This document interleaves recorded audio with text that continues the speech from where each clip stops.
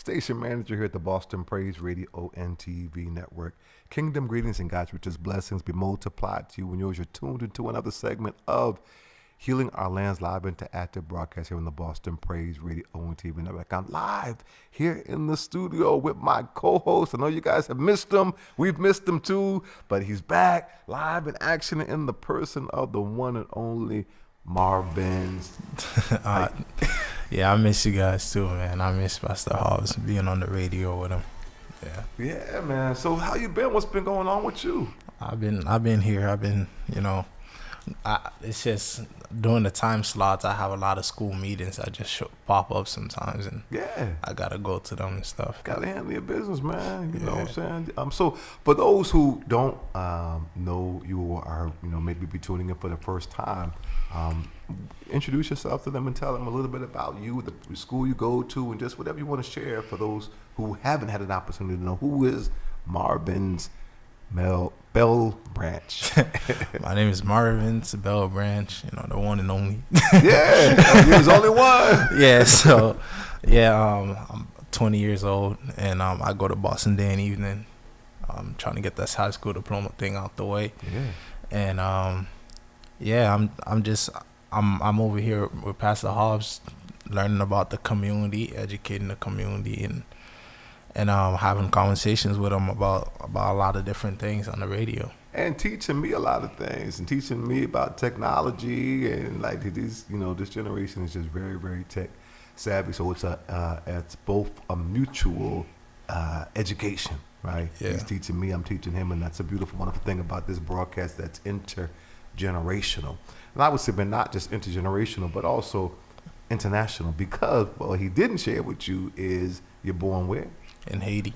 Yeah, I was born in Haiti. I came here when I was 8 years old, so I've been here for a decade. So yeah, but I still speak Creole very fluently, and I still remember a lot of things about Haiti. Yeah. So what are some of the things that you remember about it? Share with you shared with me some of those things, but again, some of the things that you remember about it in the contrast to here, and I think the first time we did the broadcast, I talked about how I just, I was young. I was like 6, 7 years old, but it's weird because I still remember a lot of things, and just the freedom of it. Freedom. Yeah, just like it was like a wide field. You just running around. Everybody's family. Everybody's related. Much more community. Yeah, a lot of community. Everybody's just family. Everybody knows each other's name on a first name basis, and it was a tight knit community. And when you come to America, it's different, Very, very different. Very different. Not to mention, you talked about like the quality of air and so forth that is here. It's just fruits and the vegetables and those things that are just organic and plenteous. Yeah, like the area I lived in, they had a lot of farmland, so it was like anything you want, you wanted to eat, make sure it's in season. But there was a lot of fruits, a lot of vegetables, a lot of quality things, a lot of herbs, a lot of that type of stuff. And then the older generation would be the one telling you what this is for, what that is for. Everything had a purpose, even the mango leaves had a purpose. Everything had a purpose. Wow. Yeah, that's one thing I love about the islands, right? Whether it's Haiti, whether it's Jamaica, right? Even Africa, right? Yeah. Is that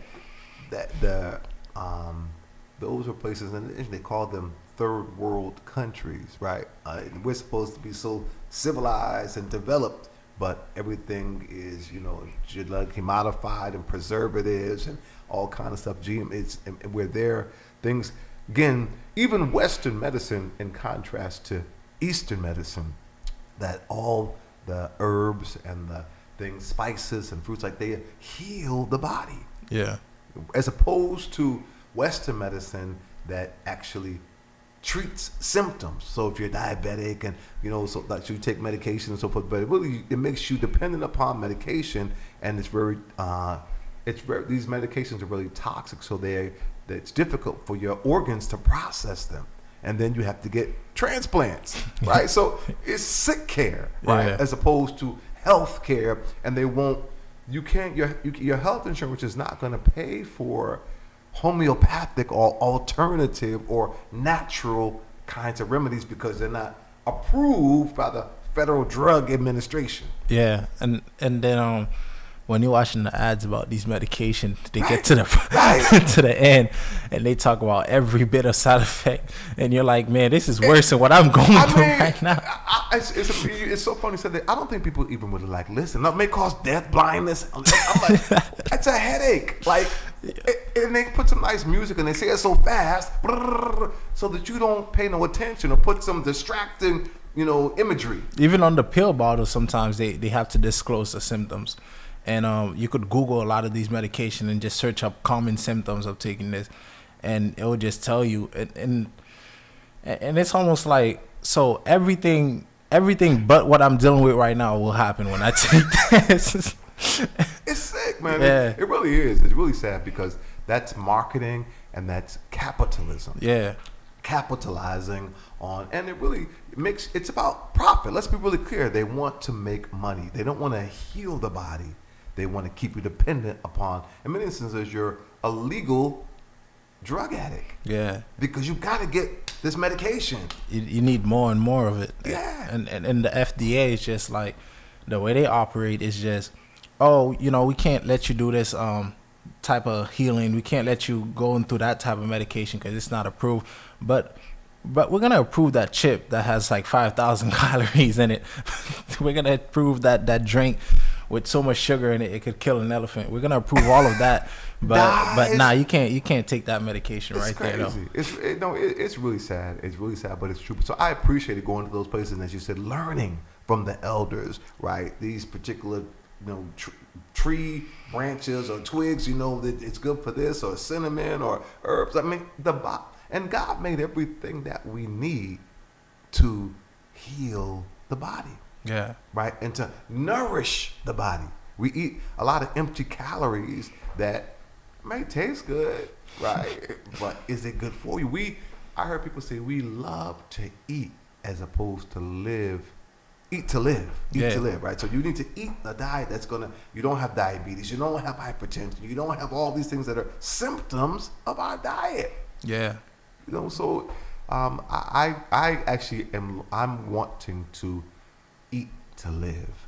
So things may not, and we go to the herbal club, and the sister's Haitian, right? Yeah. And what is that? What is it? You know better than me. The leaf that this is not even Herbalife, but it is Herbalife because she supplements the Herbalife with natural things to be able to, because she's from Haiti. Yeah. So, but what's that particular thing that she gives? That the associate plant, I think that's how they call it. Okay. I tried it before in Haiti, and like, I remembered the taste. It was just nasty. It's just very bitter. Yeah, it's so bitter. It makes you get bumps all over your body. Does it really? Yeah, because not like bumps as in like, oh man, this is bitter. Oh, like goosebumps. Yeah. Oh, okay, not like no, not allergic reaction or like, anything. whoa. No. Oh. And then but when I tried it there, it was different. It was much more mild. Yeah, it was a bit more mild. Okay. Yeah. So, well, that's what I was like. Yeah, because I mean, some people are like, oh, it's been. To me, I like it because I know that it's good for me. And you got used to it. And I got used to it. Yeah. And that's the point. That's exactly the point. You get used to it. Things are acquired taste, right? So because I know it's good for me, you learn to like it because you know it's good for you. And what happens is you change your palate. Now, when I do Herbalife and I do these things that actually make the antioxidants, right? That oxygenates your blood, right? The teas, right? And these are things that are made from, it's just natural stuff, but it's made in a way that it's easy to, because, organic stuff doesn't last long. That's the other thing about it, right? I'm talking about fresh organic stuff. You can't, that's the thing. You have to consume it because it doesn't, the preservatives keep it to last. Yeah. But if it's organic, you have to hurry up and consume it because it will go bad. Right? So that's the downside of it. And we live in a society that is so fast paced that people don't, it takes, you have to buy enough just to be able to use and keep going back to get more, right? And if you're in a place that it's just plenty, as you got trees, you just pick it off, and that's different than having to go to the store, right?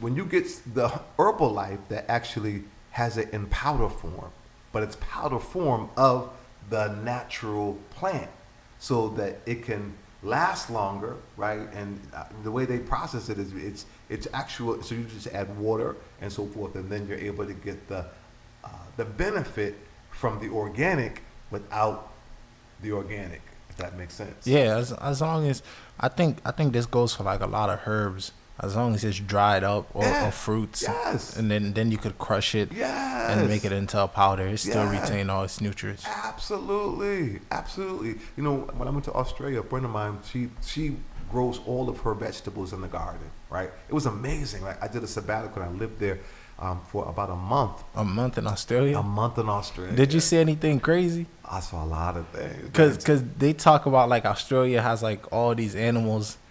They do. Koala bears and all kinds of stuff. Yeah, the land down under. Yeah, I seen all of that. It was amazing. It was amazing. It was a life-changing experience. I mean, my hostess is a native from Australia. She might be tuned in. She tunes in. She's amazing. This is a European. She's born in Australia, but this is a sister who literally had locks, like dreadlocks. She's very much embracing African culture, though she is born in Australia. It's just an amazing kind of thing. And I met her here in the United States. And then and we met through Healing Island Ministry, and we just connected immediately. And when she went back, I had the opportunity to go. In fact, interesting enough, on our way to Australia for the sabbatical, she came here to Boston, came back, and she spent some time, and there was a snowstorm, what they call a polar vortex. Literally everything was shut down. She was supposed to go to Jamaica and then come back, and we were going to go to Australia together, but she couldn't go to Jamaica because the airports were literally shut down because of the storm, right? And then we were actually so it delayed her trip, but she said okay, she still wanted to go to Jamaica before she went back to Australia. So I actually went with her to Jamaica.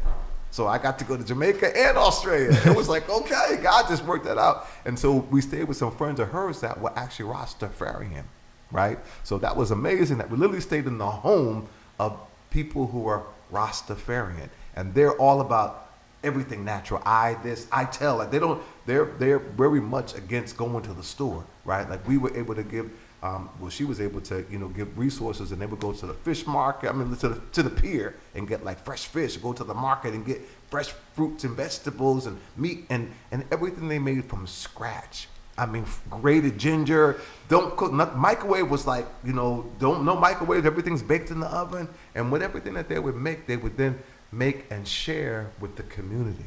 Back to your point. Mm-hmm. Right. I mean, so when they blessed the community. It was very interesting because now it was a Rastafarian family, and the truth of the matter is they do that ganja for real. That's real. I mean, it's like it was real, like a day and night. I mean, it's just the whole culture. How did you deal with it?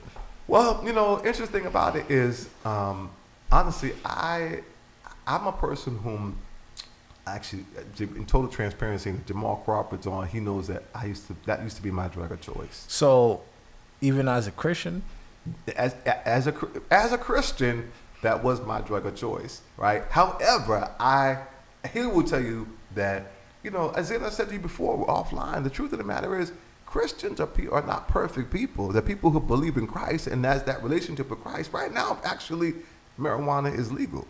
Yeah. Right. And so the truth of the matter is it's and even before it wasn't, there are people whom and they're in Jamaica is their culture. They literally grow it. Right? So and they grow it much more potent than you have in dispensaries here. They say that's different. That's actually not true. I don't know do you still smoke? No. Oh well, if you were still in that like community, you would hear like it's actually different. Because of like they can genetically modify marijuana now since it's legal. Yeah, they're able to create marijuana that's so potent that naturally it would never Like in Jamaica, they're growing it naturally out the soil and stuff. Yeah. Like in California, they're growing them in labs, and like everybody have like they call them like growing labs, and they could genetically modify them and make them significantly more potent. But if it's genetically modified, do you think that it may be more potent? But I'm wondering if it's as if it, when you think to me that a genetically modified as it's artificial, and I don't think that it could ever compare to the positive of the natural. I think the reason they went that route is one thing about weed. It's like when you do it so much, after a while, like you get used to it. So you always want more, That's why people call it a gateway drug, because like you always want more. Yeah. And it seems like whatever you got just could never satisfy you. So people usually go for like HT, which is like high tolerance, because you build a tolerance. So the HT would be like to the point where they genetically modify it so it could have like a higher amount of THC in it. And they have different strands like sativa, this and that, indica and stuff. So each strand has like different things it does to you. Some makes you sleepy, some gives you energy. Right. And people just want to know exactly what they're getting. So that's where they went with this. So they started with the lab as in saying, we just want people to know exactly what they're putting in their body. And then they started going specifically into things, and people started liking specific things. Some people like way more THC, some people like way less. And some people like CBD and THC mixed into it, and they just started experimenting with all of that. So naturally, it's random. Very interesting. That's very interesting concept, because for me, again, it was illegal, right? And just like you had what do you call it, alcohol, right? Yeah. That was prohibited at one time. Once the government finds a way they can make money off of something, then they regulate it. And I hear it, because that's an upside of it, because at least there is some regulation and it's not random, right? Because when you're getting, you don't know what you're getting, right? Yeah. Particularly if you're getting stuff on the street, right? You don't know. It could be laced with anything. Yeah. Fentanyl, right? So at least when you go to a place that is, has some, what's I want to say, it's regulated. When you go to a place that's a dispensary, though it's going to cost you more than what you would get if you paid for it on the street, right? And you're getting people jobs, and it was allegedly supposed to be able to get more black people jobs. That's not really working out so well, from what I hear and understand, that a lot of these dispensaries were supposed to get people who were criminalized, who were, there was a time that black people were put in jail. Yeah. That was illegal, and now it's legal. So you let people out of jail, and you're supposed to be able to let some of those people have priority to be able to be dispensaries, because now it's okay, right? But it takes a whole lot of money to be able to do all the things that it takes to be able, until that then becomes a class thing, right? So even though that sounds good in theory, it doesn't necessarily work out that way. And here's the interesting thing. This goes us full circle back to community and being civically engaged, because that was something that was actually on the ballot. And people voted, should they legalize it? Here in Massachusetts, do we legalize it, or do we continue to make it illegal?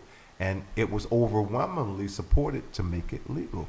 Yeah. And I think many people voted for it to be legal, not because they necessarily wanted to use it but to decriminalize it, because it disproportionately impacted black and brown and poor people experiencing the downside of it being criminalized. Yeah. So, like, before it was legal, one of the things that I would see a lot of people making an argument towards is, how do you make the argument saying that weed is bad but alcohol is okay? Because like when you look at alcohol, it's poison. It's poison, and you put that in your body, and there's no like alcohol is poison. That's what any scientist will tell you.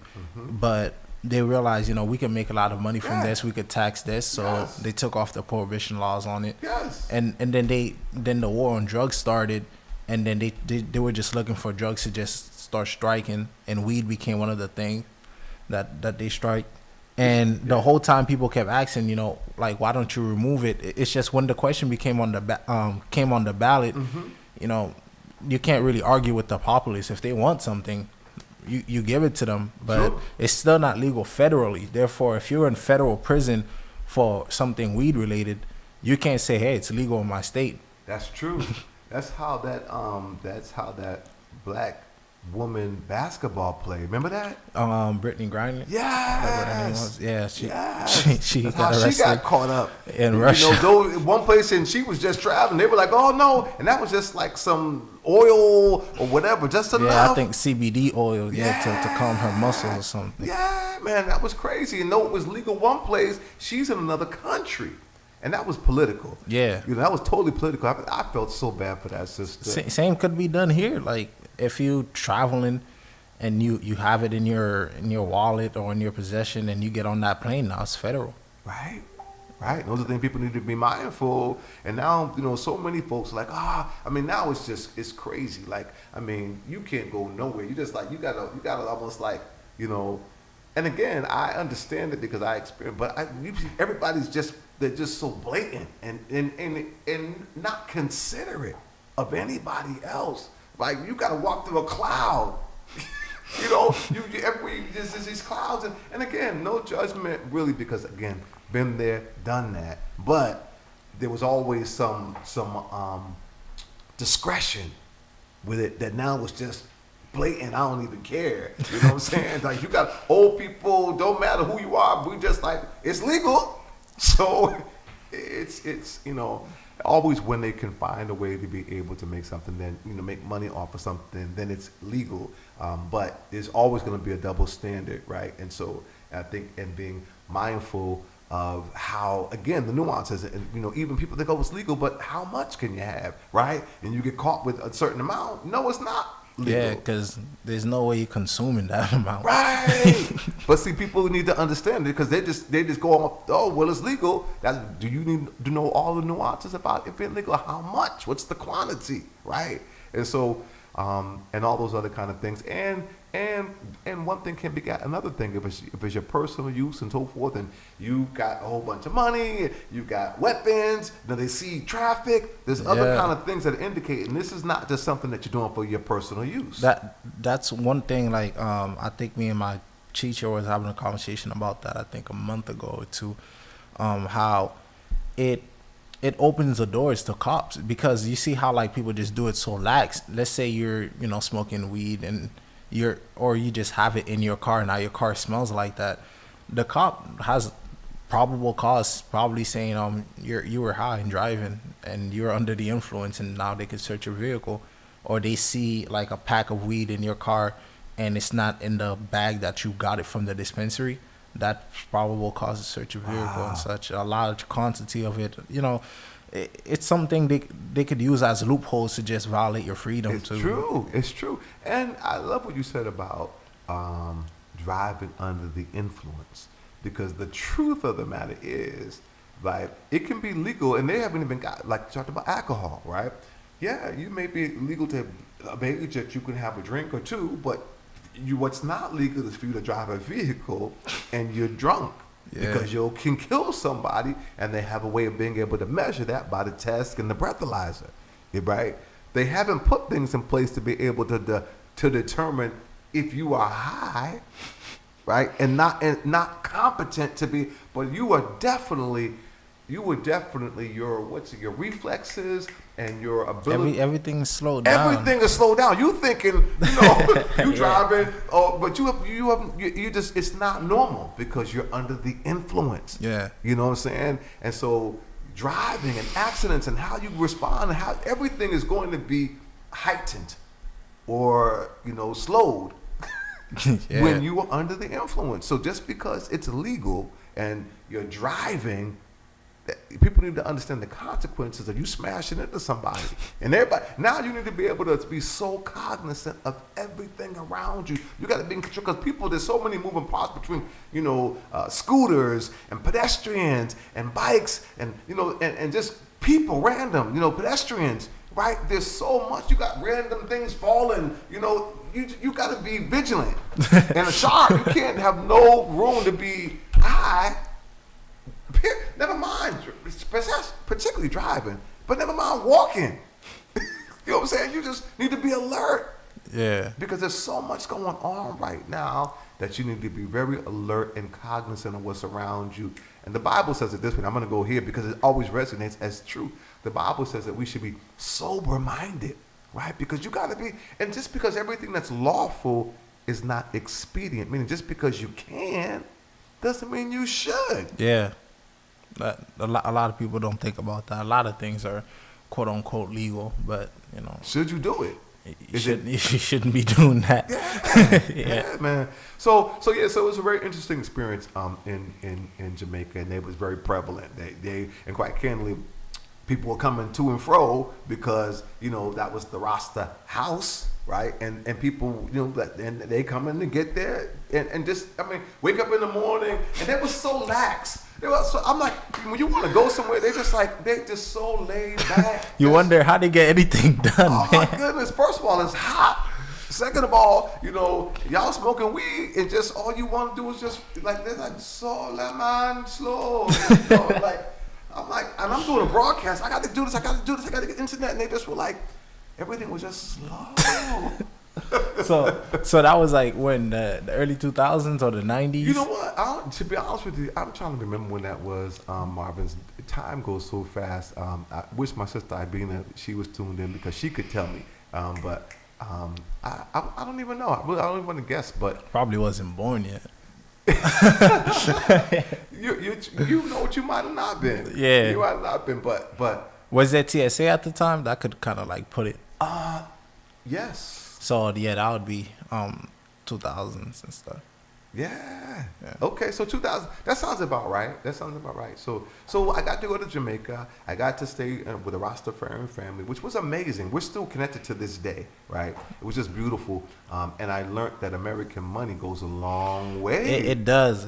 But then it puts things into perspective for the natives, like the people who live there. Yeah. The more the American money is worth, the less their money is worth. That means they got to work that much harder to be worth anything. It's true. But you know what it made me? It gave me a vision of, again, what I keep talking about, an international movement, right? So I'm born here in America, right? Though my ancestors and all of our ancestors come from the motherland, right? And so in the Caribbean, so in Jamaica, and I did love, the community feel. I did love the laid backness of it. I did love all the mangoes falling off the tree, all the herbs that they taught me, these spices, do this, the teas and the everything. I loved that. The food that they made, it was the fish, fresh fish. And, I really appreciated that. Technology was slow. Things that we just do, you had to buy bundles to be able to be on the internet, and it was still low because of where you are. It's just not going to be access like we have here, right? So I'm trying to do a broadcast because I'm doing my broadcast faithfully, whether I was in Jamaica, whether I was in Australia, wherever I did a daily broadcast, and the time frame was different. Right, so when I went to Jamaica, it was really hard for me to be able to get them to understand the urgency of me to get my internet and to be able to set up everything. But then I realized that they didn't even know how to do a lot of technology, right? And so we actually were able. We were trying to train the older and the younger how to do technology. And so one of the young brothers actually, we were hopeful to be able to have him train him so that he could train other people, but he went on. All he wanted to do on the internet was, music and videos and no, bro, that's not what we're trying to empower you to be able to teach your community, and we can sew into that and give you a laptop, keep the internet going, but to empower you to empower your community. Yeah. But he was young and was and said, "Oh yeah." Time changed too, though. Time changed. How so? I think if you go there now, they'll be teaching you how to do this thing. And you're probably right. Because you could see that technology was blowing up and so forth and so on. But the point is, we were trying to be able to invest. I remember I gave one brother, I think it was maybe $20, whatever. He claimed it was because that was a lot of money, converting it into, but he wanted to hold on to it as American money. And I don't know, I haven't talked to him most recently, but he said he was going to always hold on to it. And the dream for many people who live there is to come to America. Yeah, the country made of gold. Yeah, that's how people, wherever they are, people want to come. You know, whether they're in Africa, whether they're, whether in Jamaica, they all want to come to America. Of course. Right? And they have some family that comes there and gets some things and comes back to them and sends them back. But it's always like this, and my thing is, so is if with the American dollar, if a penny is equivalent to whatever their equivalent is, whatever the I don't know what they call it, because it's a different form of money, right? But so if an American dollar is worth like a penny there in their money, right? Just for an example, right? I felt like, okay, so if you're in America and born here and relegated to a second-class citizen in your own country, right? And you can be able to have resources to be able to buy land there, right? And to be able to, have a bed and breakfast or a hotel or whatever that's run by people who are the natives there. Yeah. You know what I'm saying? But you're helping to fund it via resources from America. Then it can be this international kind of intergenerational movement that ultimately, you can have that person eventually maybe come to America and visit or whatever. But the point is, you have an opportunity to be able to invest in, as God's blessed you to be in America, and have resources that go a long way in those places to build, instead of going to a resort, go to a place that's built actually in the community, that's run by local folks, that you're affording them income. Yeah. But, the first thing you got to ask yourself is, who determines that? Who determines that the American money is worth more than their money? Then Good you question. think about like capitalism, and why would it matter that American money is worth more than Jamaican money, right? When let's say, you're thinking of it in your own scale, but now you could think about it in the scale of a multi-billionaire in America, right? Mm-hmm. He has all this money. What is he gonna do? He has an idea, and he decides to go create a company there in Jamaica. To him, that company, he's not investing that much money into it. But over time, if everybody in the country is buying his product, that's going to create a profit. So for your idea of, okay, let's go buy land in Jamaica, mm-hmm. They already thought of that. You might find that you go to Jamaica and a lot of the land's already been bought. You might find that you want to create a company in Jamaica, and the competition, they're already taking all the space. They're already taking all the customers. That's why the Rastafarian, mm-hmm. That's the reason they don't go to the market, because a lot of the companies that are selling things in the market, mm-hmm. are not owned by black people, or not owned by Jamaicans, mm-hmm. They're not even, there are a lot of foreigners who come in, and somebody determines that their money is worth more, and they come in, they create these companies, and they're just taking away everything from these people, and they're not investing anything back into the country. True. The only thing they want in the country is so that their money still is worth a lot in the people's country. They want their American money to be worth a lot of money, because then they're able to invest way less into their company, and their company will bring back even more profits. No, I hear what you're saying. I totally hear what you're saying, and you're right. I feel like, so when I was there, so I'm only going by when I was there, and the people who hosted me, who showed me around, like particularly there was this one place that was actually, had lots of fruits and vegetables, and it was like this land that was not even, that nobody necessarily, it was a land that was not developed. Yeah. And they developed the land, right? Yeah. And they were saying, but once you develop the land, then they come in and take it. Exactly. Yeah, because there's no paperwork. Right. You need proper paperwork to claim anything, and these governments are corrupt. They create paperwork out of thin air. That happened to some of my family members in Haiti. Really? They took a lot of my grandfather's land. They were like, "Oh, we need to build an airport." Like, what? The airport is nowhere near here. Yeah, but we need it. and it was gone. That land was gone, and before we know it, they sold it off. Are you serious? Yeah, that happens, man. That happens in these countries. And the thing is just like, they call it third world countries and such, but it happens here too. You develop it something, does. Yeah. you create something, you make it into more than what it was originally, Yeah. and they find a way to take it from you. It's very true. Abina is tuned in. I was just talking about my sister from Australia, and she's tuned in. She came in. Yes. Let me see what she's saying here. So let me see what she's saying here. Wow. And while I'm trying to pull up what she says, let me just tell you a little bit about her. So she also has a ministry called Church of the Leg, right? This is a woman who teaches African dance, right? But she would teach African dance for exercise. And she did it in Australia, and there was a lot of people who were older women. It was amazing to see these Australian women who were older women doing, and she was a professional dancer, right? So she's teaching them African dance for exercise, right? They're literally balancing things on their head. And I was in the class too, and I was doing all the stuff right with them. And she would do it to gospel music. Yeah. I mean, and we broadcast it from Australia, and it's interesting because she was actually really opposed to technology again, but when I was doing the broadcast, I was there doing it right in her home, and so ultimately she embraced it, right? And she supported the station in its infancy stages and has been with us consistently, and now she does Church of the Leg from her home at a different place in Australia. So is there a lot of black people in Australia? No. There's not? No. But there's a lot of Aboriginals and such. Yeah. I don't know about a lot, but there are, and I met them. And then there's them. Samoans and stuff, yeah. right? Yeah. And there's Africans. I met I was there. She brought me to introduce me to this church called the Amazing Grace Church, and they're refugees from Burundi.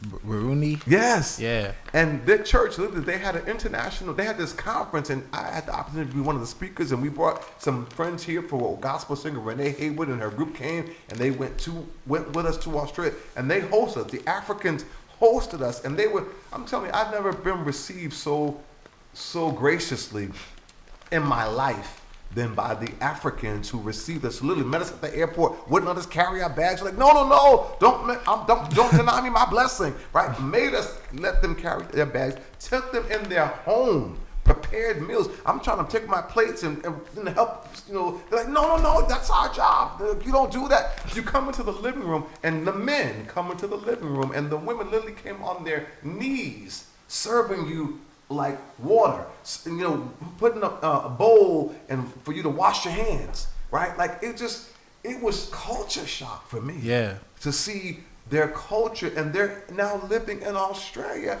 and they had this conference, and people were from all different countries across the continent, and it was like you could see tall and in different tribes and different countries. People literally, we streamed this from their church, the Amazing Grace Conference.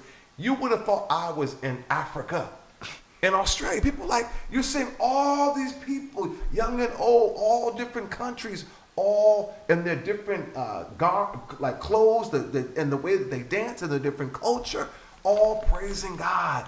It was amazing. It just literally, people would have thought that I was in Africa, because all these black, beautiful people from different tribes and countries were all in this one place in Australia. Wow. That's beautiful. It was beautiful. It really was beautiful. It was life changing. So let me see. I got all these pop-ups that are coming up that is distracting me. But here we go. So Ibina says, maybe 2016. She was saying when I was at the sabbatical. Or maybe she's talking about Jamaica. Let's see. She says, I don't think many people want to come to America anymore. No, man. Yeah, the propaganda is fading. Oh yeah, it's fading. Yeah, no, it's definitely a whole different thing today. She says, live on Facebook each week now, free exercise class. Yes, Sister Ibina, I don't know if you have the ability to be able to call, but it would be absolutely amazing to hear from you and help us to engage in this conversation and just kind of catch us up. I know you put a few things in the chat to kind of respond to this conversation that we've been having, and I know you have a whole lot to say, because my sister here, she actually is a proponent of whatever you want to call it, marijuana, ganja, cannabis, whatever you want to call it. And so I'd be so curious to just hear, sister. If you can give us a call at 617-282-0685 or communicate in the chat. But yeah, it was life changing, and I have to tell you, she will acknowledge. She will say when I went to stay there for a sabbatical. She is a vegetarian, right? And so literally she had a dog, I just made me a little sad. She had a dog, right, named Teddy that was a little dog. And I have to tell you quite candidly, I actually had a phobia of dogs. But her little dog made me fall in love with him. Teddy, right? Teddy, I mean, he came right to me because, as she tells me, dogs are like, they go to the mail, right? Like she was, when she was there, but when I came, he literally come right up to me because I don't know if it's a male thing, but whatever. Literally, the way they had it, it was a water shortage, and so you literally had to go outside to use the restroom, right? Like really, and so we would go out. But when I would go out, we would go together to urinate, right? It was amazing, and so she would buy chicken from the market. And she doesn't eat meat. She had a little whole separate refrigerator for the chicken because the chicken could not be in the refrigerator with her vegetables and fruits and stuff because she just really she is opposed to meat. But so she got the meat we would share the chicken, me and the dog. So he was eating what the dog was eating. Basically, because so when I would go to the refrigerator to eat my portion of the chicken. He would no matter where he was, he would sniff it out. He'd be like, "Where's mine?" And I had to give it to him, right? So we developed a wonderful rapport, and she really helped me to be more healthy, right? And that time that I was there, she will say that I really actually was not ideally healthy, and by the time I left, I was incredibly healthy. And I actually went to Bangkok, Thailand. From her place, I went to Bangkok, Thailand for this conference. Wow, seeing the world. Well, I got to see quite a bit of traveling in the context of doing human rights and prison reform because there's a conference they have every 2 years in a different country. So I went to Costa Rica, I went to Bangkok, Thailand, and I went to Rwanda. Those were the 3 places that I went that were all in the context of human rights and prison reform work with Luis Carcioni, who was the president of CURE, Citizens United for the Rehabilitation of Immigrants. That's the conference, the Massachusetts chapter, but they have an international movement. So every 2 years we're in a different country. So supporting her and being on the board, I got to travel to these different countries to do this work and broadcast from those different countries the conference because I was representing Boston Praise Radio and TV Network as well. So, but the Australia trip in Jamaica was just because we're friends. Right, and so she connected me to Jamaica, and that was, we got to go there, and before we went to Australia, and then I stopped there in Australia, and then she invited me to come back for a sabbatical, just because I never had done that, a whole month of just rest, learning, right, and it was priceless. But so when I came back from when I came back from Bangkok, Thailand, I was very sick. I don't know, I caught some bug or something there. And she gave me this olive leaf extract, again, back to natural kind of things, right? And that and vitamin C, man, it cured me. I was so sick when I came back. I really remember I was so sick, and I just, lay down, and I probably had a fever, all of that. But she knew right what to give me. It was this olive leaf extract, and it doesn't taste really good, but again, it's it's not to enjoy, it's to heal, right? Yeah. And so eating to live. And so I did that, and then she gave me, I think, vitamin C, and literally, I'm telling you, it was like, it knocked it out. Like she packed that for me to be able to bring back home. In fact, it's something I actually need to be able to see if they have here. But yeah, those natural things, I'm telling you, definitely make all the difference. And when I stayed with her, this may be her. Boston Praise Radio and TV Network. Oh, hold on. Wow. You got our first caller? Yes. My sister from the land down under. How are you, Ivina? I can't hear you terribly well, but talk louder. I'm listening to the broadcast. How can I help you? No. For some reason, I'm not. I'm hearing you, but I'm having real trouble hearing, Franklin. Huh? Can you hear her? Yes, I could hear. No, Okay, it's so getting it's fainter. I don't know why. It's me. I can't hear you. I'm so sorry. I was listening on the computer, and I've just turned that down. This is my headset. Anyway, I can't hear what you're saying, so it's no good me talking. Can you hear me, about Abina? nothing. Go on, say more. Are you able to hear me? Yeah, I can hear that. So you can hear me, but Yes, you go not ahead, Pastor talk to her. I don't Hobbs. know what's going on. So you talk to her. That's amazing. I don't understand why this is so faint. This is crazy. It's never been faint like this before, but never mind. You're our first caller. Look, I won't keep on because there's nothing I can say. No, you can say I'll say a just lot. type you messages. Ask me something and I'll type it. So- That's the best I can do. So what Just work? love hearing about Teddy, my darling Teddy. He's been gone 3 years and I miss that little dog. I had him for 15 years and it's like losing a child. It's so difficult.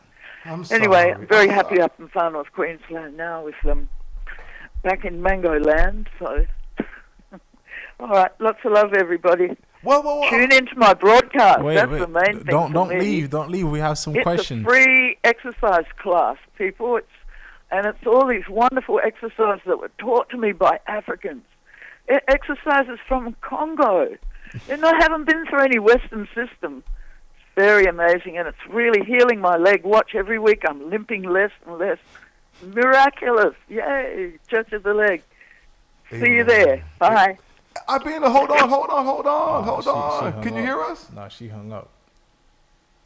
Wow. Yeah. Yeah, I think she was having difficulty being able to hear. But in any event, so you heard about Church of the Leg, but I'm glad you got to hear about that. I wanted you to hear more about our sister. I'm so pleased that this is our first caller on our No, is it our first caller? Yeah, I think so. Okay. Yeah. Okay. Well, and it's all the way from Australia. Yeah, she tuned in from Australia. Look at the power, man. So this is what I love about this technology.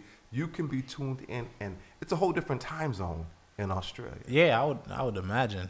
You know, but you can literally, this is the power of technology, right? Where we can be able to this broadcast real time, right? And she didn't even know necessarily because our broadcast schedule has changed, right? But she saw us, and and I'm sure she saw us on Facebook, because we're also on our main webpage. And let me check that out, because you have an audience that has been looking for you on our main webpage, www.bostonpraiseradio.tv.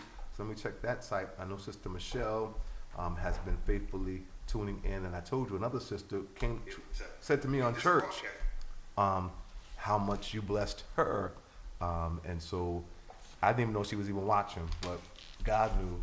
And so again, okay, so yeah, Abina, God bless you. Thank you for calling in from all the way from the land down under. But yeah, I came back, man. And I'll tell you, it really made a big. Those natural kinds of things are the way to go. You know what I'm saying?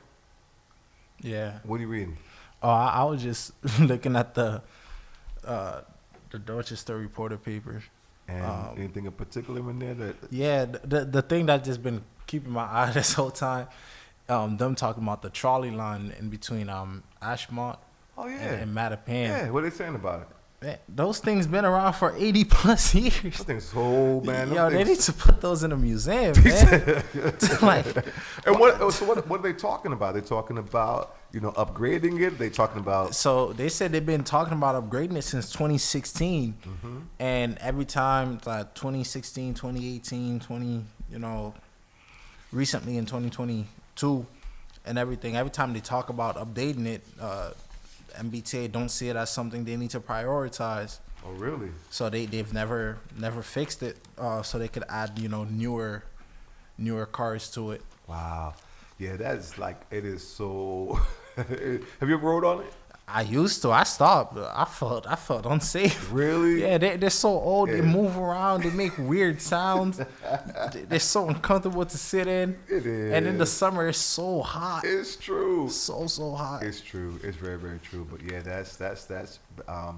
So basically, they're saying they're making the decision, or they're just still saying that it's been a conversation that they've been having for some time, and there's really no movement. They say that they allocated money towards it, Oh, but yet okay. they've Never actually used that money for it. never done anything. I mean, anybody who's gone to Ashburn will tell you that thing been the same since Yeah.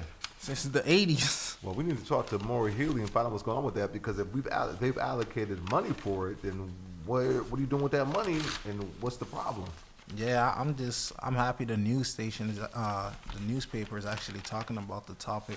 And you see which paper it is, right? That's the Dorchester Reporter. Yeah. And again, this is why we have this platform to be able to talk about news that you're not. Cause we talked about. I know you talked about briefly was the Walgreens, right? Yeah, They shutting down Walgreens. they shutting down the Walgreens on Gallatin Boulevard. And I've gone to that one. That one's relatively close to me. That you said the pharmacy is something that's for us, right? And so, but much of the reasons why they're closing the Walgreens in the inner city is because, A lot of people are stealing from that. I mean, they're not making a profit, unfortunately, and you know they claim they're not making a profit. It's not worth keeping it open, and everything is locked down and everything too. So it's not even a good customer experience. It's not. It's not. So the stuff that's not locked down, first you got to get a customer. You got to get somebody to open it up. You get people. They don't got an attitude. It's hard to get somebody just to be able to get something. It don't feel good. Everything's on lockdown. And then so the things that are in the shelves are they're empty. There's nothing on this because people are stealing it, and it's just customer service is terrible. So it's really a bad thing all the way around. All the way around, man. And the whole time, as a customer, you're the one really getting the bad end of it. It's true. It's true. Because these companies could afford to say, okay, well, we're not gonna serve you guys anymore, but it's us that's not being served. Therefore, like it's our grandparents that's not having access to that pharmacy anymore. It's true, man. Yeah. It's true. In fact, I know, and we could talk about this the next time. I know Michael Curry, who was the president of the Association of Community Health Centers, because then there's things like the what's that hospital that was in the Kearney Hospital? What's that? That's the piece on the Charlie Oh, paper. oh wow. Oh wow. Oh, and the president of the Kearney Center, he want to hop on the board, right? He want to get on the health board. Who? The old president of the Kearney Hospital. Oh, he does? That I mean, I thought I seen it over here. Well, we got to definitely find out more, because I want to talk about what I know that they put it in receivership because there was so much corruption that they had it. And that's, again, another hospital. I personally, I've been to Kearney Center. I've heard some horrible things about Kearney. I've gone to Kearney, but says it right here. What's it say? Former Kearney president tapped for a seat on the city health board. On the city health board? Yeah. Wow. I'm sure they're not going to let that happen. I mean, I would think. You never know. Hey, if it's corruption, then right. It's very he possible. might be well connected. Wow. Yeah, they said it right here. Wow. So where's your former Kearney president tapped for seat on city's health board? Stan McLaren. Mayor Wu has appointed Stan McLaren, the former president of the shuttered Kearney Hospital, to an open seat on the Boston Board of Health. According to the statement from her office last Friday, the appointment comes from Dr. Elise Tavares, moves into the role of chairperson for the board, which advises the Boston Public Health Commission. Wow. Members of the board are not paid for the service.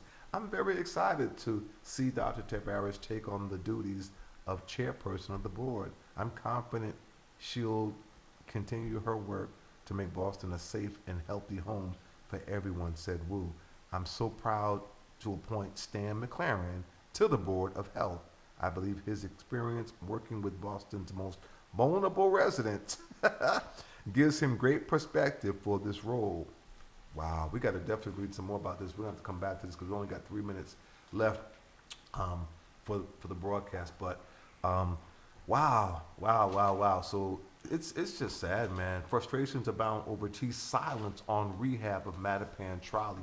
And this is State Representative Brenda Fluker now Reed. She was Oakley. She's recently got married, right? So says her community deserves and needs something better. So we need to follow up on these stories. I know tomorrow will be the Manlio broadcast, one of our signature broadcasts.